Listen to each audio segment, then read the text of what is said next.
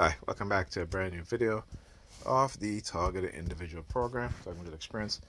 Now, like I always say, you guys, whenever on the weekend I go home and I come back here by Pam, I always walk into some craziness, some, really ridiculous. I just took off my shoes, but I want to show you guys.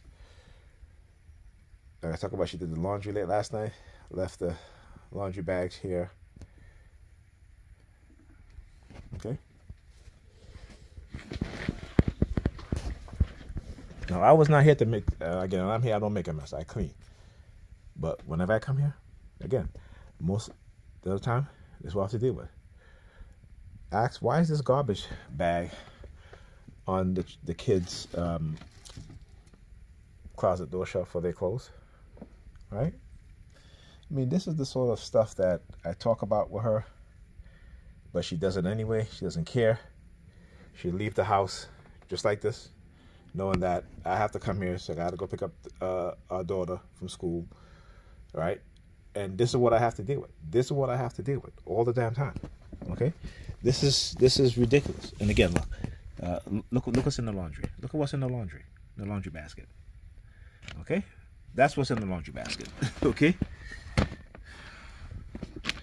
I know I got to pick up this stuff, right?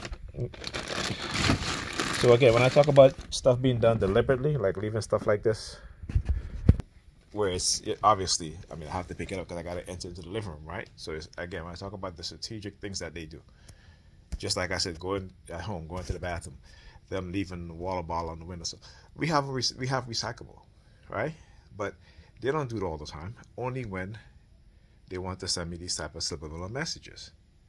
Also, I forgot to mention. So when I got up last night, I went into the kitchen. My sister got up and she's like, "Can you clear the time off on the? Can you clear the time on the microwave?" I'm like, "What do you mean?"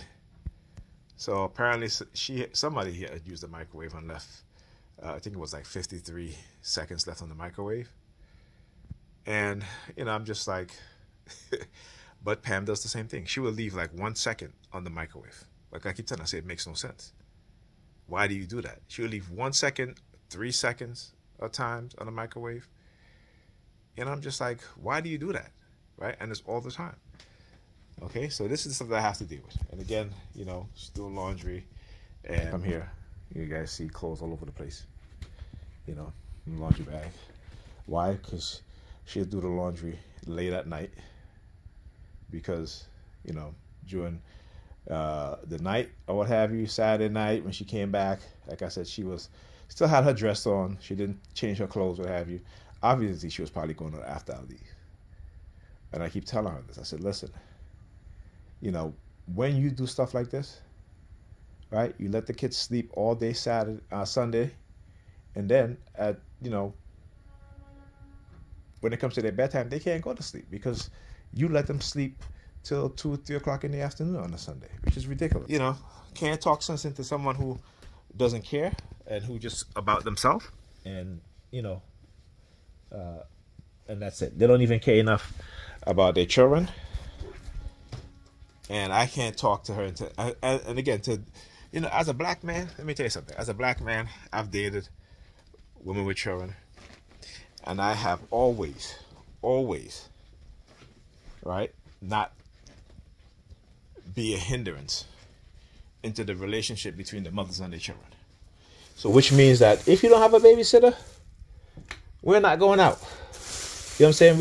We'll plan for another time, right? Or, I may say, okay, let's go to the movies and take the kids. You know what I'm saying? It's fine. I have never, ever have a woman with children, if I'm taking her out all night. Never. We'll never do that. But this is the mindset of a lot of our brothers and sisters, particularly a lot of our brothers who are dating women with children, because it's not their kids, so they don't give a shit. But I always say, what happened when your children's mother does the same thing to your children, and your children being harmed by it? How would you feel? Right? But this is our mindset, right? Particularly when I'm not a Christian. I will never be a Christian. Never. I once was a Christian. You're talking to this is somebody whose father was a pastor, whose mother is a deaconess in her church. I grew up in the Christian faith, knowing how destructive it was, particularly as I got older and I started to realize, hey, you know, they'll have you sitting in church not thinking that you're children and that you can't sit still because you're kids. You want to go play, you want to go do something, you know, but you'll be in church for hours. Literally, some offspring of Christianity, they'll be in church for 6, 7 hours, you know, at night during the week. Not concerned that you got school in the morning. Not concerned that you got to be home at a decent time so your children can go to bed on time so you can get their school in the morning. No concern, no. And they don't think about what that does to their children. They don't.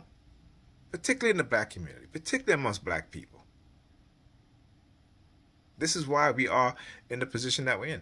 What the white supremacists have done and understand is that religion is a tool that we have adopted, is in our DNA now, epigenetics.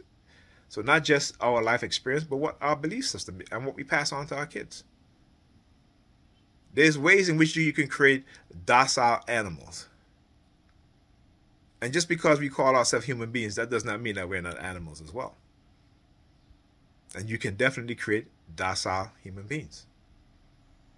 All right, I'll talk to you guys. Or let's say, you can create whatever behavior you want to create in anybody, in any group of people. When you have money, power, you have expertise. You've been doing experiments for decades. You've been seeing the results. You've been in the shadows. And the people who are victims of your crimes are the one that's held responsible. Let me put it that way. All right? Anyhow, talk to you guys on the next video.